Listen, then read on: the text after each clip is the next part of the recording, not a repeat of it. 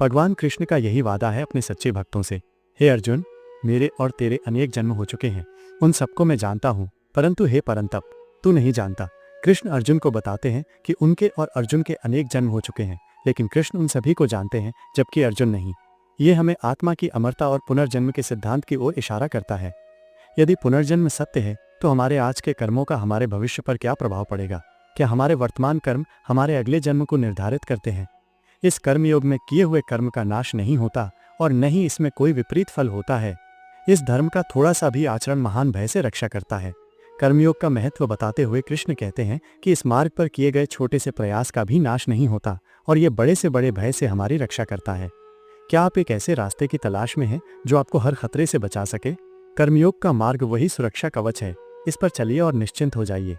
हे पार्थ, जो भक्त मुझे जिस प्रकार भजते हैं, मैं भी उन्हें उसी प्रकार भजता हूँ। सभी मनुष्य सब प्रकार से मेरे ही मार्ग का अनुसरण करते हैं। कृष्ण कहते हैं कि जो भक्त उन्हें जिस रूप में भजते हैं, वे भी उन्हें उसी रूप में मिलते हैं।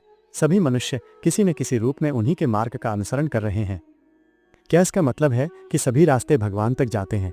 क्या अलग अलग धर्म और मान्यताएं अंततः एक ही लक्ष्य की ओर ले जाती हैं? रहस्य जानने के लिए अंत तक जुड़े रहें।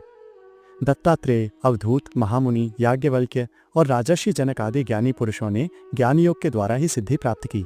कृष्ण ज्ञान योग के महत्व को बताते हुए कुछ महान ज्ञानी पुरुषों का उदाहरण देते हैं, जिन्होंने ज्ञान के मार्ग पर चलकर ही सिद्धि प्राप्त की। यह मार्ग सत्य और आत्मज्ञान की ओर ले जाता है। कभी आपने सोचा है कि इतने महान लोगों ने किस रास्ते को चुना होगा? ज्ञान का मार्ग ही वो